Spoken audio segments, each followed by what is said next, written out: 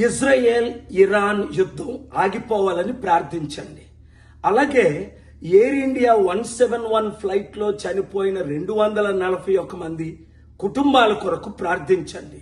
అంతకంటే ముఖ్యం, ఈ యంగ్ డాక్టర్స్ పాపం బిల్డింగ్ లో ఉంటే ఆ ఎయిర్ ఇండియా ఫ్లైట్ పడిపోవడం, 26 మంది దాదాపు చనిపోవడం చాలా విచిత్రం. వారి తల్లిదండ్రులు, వారి బంధువులు ఎంత ఏడుతో ఉన్నారో నేను ఊహించలేకపోతున్నాను. కానీ రామ్మోహన్ నాయుడు రాజీనామా చేయమని నేను 12 గంటల ప్రెస్ మీట్ పెడితే ఆయన నిన్న 1 గంటన్నరకు ప్రెస్ మీట్ పెట్టి ఏయో మాట్లాడుతూ బోయింగ్ ని ఇన్వెస్టిగేట్ చేయాలి, 34లో 10 ఉన్నాయి ఎయిర్ ఇండియాకి అని. రామ్మోహన్ నాయుడు 3 సంవత్సరాలు ముద్దుబిడ్డగా నిన్ను నాకు పరిచయం చేశారు మీ ఫాదరు. నేను రాజీనామా ఎందుకు చేయమన్నానంటే నీకు ఇంకా మంచి పదవి ఇచ్చి మంచి ఫ్యూచర్ రావాలని. అర్థం చేసుకో, లాల్ బహదూర్ శాస్త్రి ప్రైమ్ మినిస్టర్ టైంలో, నెహ్రూ గారి టైంలో రైల్వే మినిస్టర్ చిన్న ఇన్సిడెంట్ అయితే అప్పుడే ఆయన రాజీనామా చేసేశారు. దేవగౌడ్ గారు 1997లో కోalition ఒప్పుకోలేదని 11 నెలలకే రాజీనామా చేసేశారు. అలాగ ప్రధానమంత్రులు, ముఖ్యమంత్రులు, కేబినెట్ మంత్రులు ఎంతమందో రాజీనామా చేశారు చిన్న ఇన్సిడెంట్ కి. ఇది ఎంతో పెద్ద ఇన్సిడెంట్.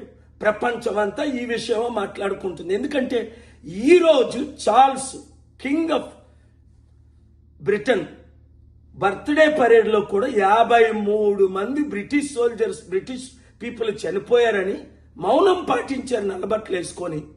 దీని సీరియస్నెస్ నీకు అర్థం అవట్లేదేమో కానీ చంద్రబాబు నాయుడు గారు చెప్పినా వినొద్దు, మోదీ గారు చెప్పినా వినొద్దు. తక్షణమే నువ్వు రాజీనామా చేయి, ఇన్వెస్టిగేషన్ వారిని చేయని. నీకు మంచి పోస్ట్ దేవుడు ఇస్తాడు, మోదీ గారు ఇస్తారు.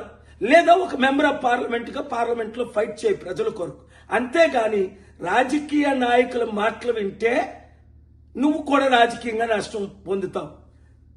అదాని ఆ అహ్మదాబాద్ ఎయిర్పోర్ట్ నడుపుతున్నాడు. నీకు మాట్లాడగలవా నువ్వు అదానితో? లక్షల కోట్ల అధిపతి. రన్వే ఎక్స్టెండ్ చేయమని డిమాండ్స్ వచ్చాయి 2 years లో. ఆయన చేశాడా? లేదు. 7 ఎయిర్పోర్ట్లు ఆయన రన్ చేస్తున్నాడు. ఇదంతా పెద్ద తతంగం. నీకు అనుభవం లేదు కనుక నీకు తెలియదు. రెండోది, ఎయిర్పోర్ట్ పక్కనే బిల్డింగ్లు ఉండడం ఏంటి?